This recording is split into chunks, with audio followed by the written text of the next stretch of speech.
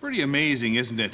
To think of all the things we use in everyday life that start out as minerals inside rock, just like this one. Okay, now I've got a quiz for you. You name any letter of the alphabet, and I'll try to guess something that starts with that letter that we use every day that comes from stuff we get from mines.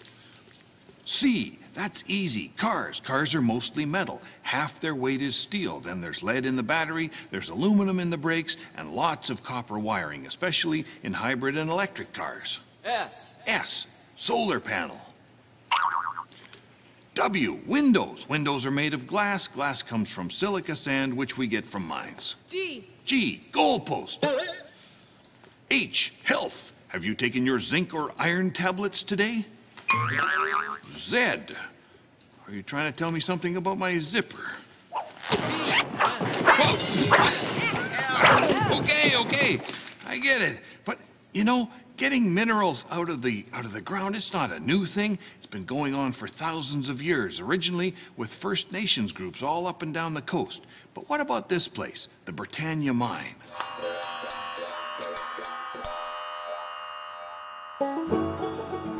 In 1888, long before roads and railways were built along this coast, a Scottish physician named Dr. Forbes traveled up Howe Sound by boat, and he carried his prospecting tools up to the summit of this very mountain, Britannia Mountain. You see, he was a miner at heart, and he discovered something up there that was soon to become one of the most useful and valuable minerals of the day, copper. Turns out this was a huge find.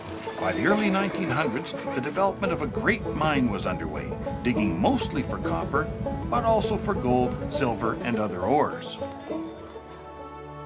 The Britannia mine was a massive operation with a tunnel system running deep into the mountain.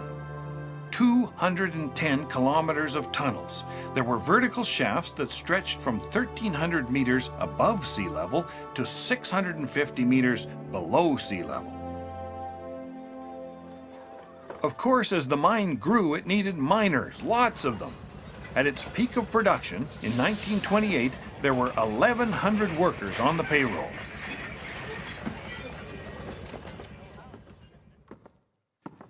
This 20-story concentrator, or mill building, is where the valuable ores, the copper, lead, zinc, gold, and silver, were separated from the waste rock. They could process as much as 6,000 tons of rock here each day. Starting at the top floor, the baseball-sized chunks of rock went through a series of crushers and a clever chemical process so that by the time they reached the ground floor, this is what was left. No more waste rock, just the valuable minerals called concentrate. In its prime, the Britannia mine produced more copper than any other mine in the British Empire. Copper from this little port made its way around the world.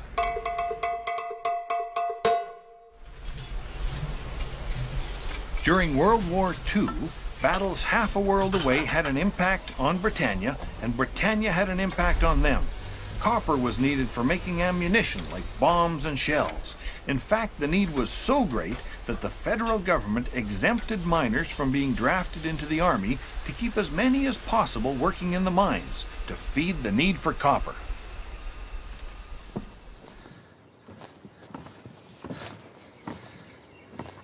The company built 2 towns. One was 4.5 kilometers up this mountainside. You'd climb these stairs, all 347 of them. Then you'd hop on a little inclined railway and ride standing up at about a 30-degree angle. Finally, a mine train would take you the last leg into the town site, Mount Shear. The town site was the base of operations for the mine, and it was the home for the underground workers and their families. Wasn't much to look at first, but at its peak it matured into a bustling community of 2,000 people where there was no shortage of things to do.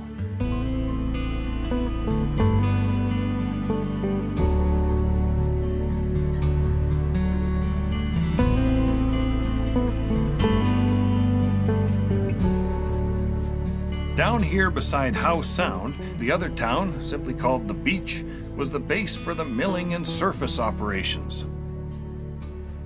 This is where the processed ore was loaded onto ships for transportation to the smelter. And this is where the mine manager lived and kept an eye on you.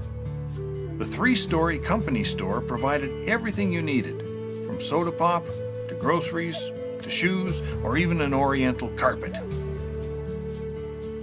For more than 50 years, there was no road or railway to these towns, so the only way to get up or down the coast was by boat.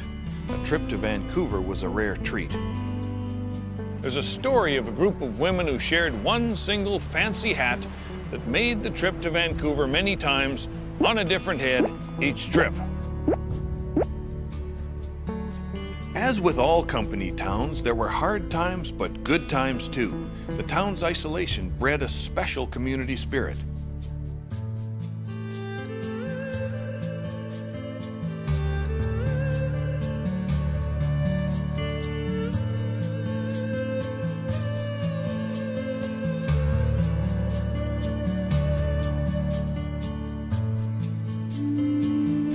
The big social event of every year was the crowning of the Copper Queen.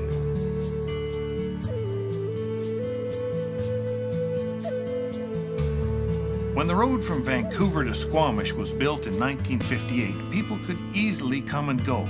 But that changed forever the close-knit character of this place. Over the years of its operation, the Britannia mine pulled enough ore out of these mountains to produce about 800,000 tons of metal. That's equal to the weight of about 4,000 jumbo jets.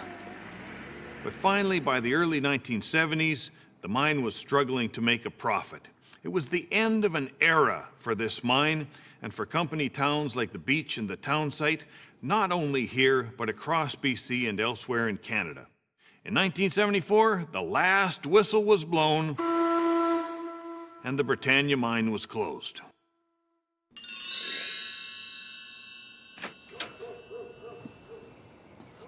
Mine and move. That was the name of the game for most mining companies all across Canada back then. The mine shut down, the company packed up and left, and most people moved away. But here's the thing, where are we now? We're on the BC coast, and what does it do here? Well, it rains, and it snows, and the snow melts, and all that water has to go somewhere, so it finds its way down into the ground. And down into the tunnels. But the ground here is full of metallic minerals. Remember, that's why the mine was built here. And when those minerals come in contact with water and with air, they form an acidic, heavy metal soup that drains into the creeks and groundwater. It's actually a natural process called acid rock drainage. But the problem is, when you have over 200 kilometers of tunnels, there's a whole lot more surface area for the water and air to mix with the minerals in the rock. And so up until a few years ago, about 300 kilograms a day of dissolved copper and other minerals flowed down from these mountains into Howe Sound. So if you did this back then, well, looky here, pennies. Lots and lots of pennies. Of course, it wasn't exactly like that, but back then there was enough metal in the water here for about 100,000 pennies every day. If you were a fish, that was a bad deal. It's hard to believe now, but when the mine closed in the 1970s, it met the environmental standards of its day. So what changed? How come one day the pollution is acceptable and the next day Britannia Beach has a reputation as one of the biggest sources of marine pollution anywhere in North America? The 1970s in Canada was notable for a couple of things. Really great fashion sense and an increasing awareness by people like you and me of environmental and social issues. Everyone realized that something had to be done to stop polluting Howe Sound. So the government and the mining industry put up the money and got the ball rolling. It was a huge job, but slowly but surely, the water was diverted and treated. And today it runs fresh and clean into Howe Sound. Way to go, Britannia. Boy, there's a lot of stuff living here. The algae on the rocks and things. You know, not long ago, nothing could live here. Now we've got mussels and barnacles and seaweed. We're finding amphipods and other crustaceans and marine worms. That's got to be great news for the fish and for the birds and for the marine mammals of Howe Sound, too.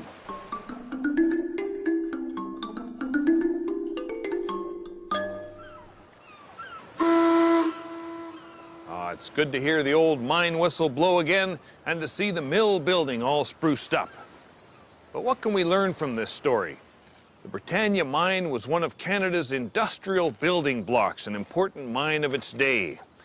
Thousands of people worked hard here to bring the world much-needed metals. And here's a neat fact.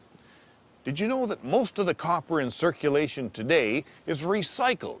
So it's just possible that you might own something that started its life here in this mine.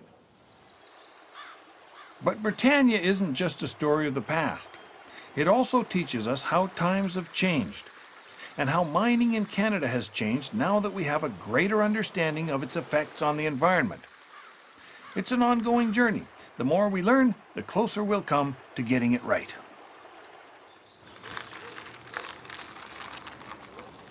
You know, if you think about it, just about everything we use day to day is either grown, like this carrot, or mined, like the metal in my bike. You see, we're all involved. In a way, you could say we're all miners.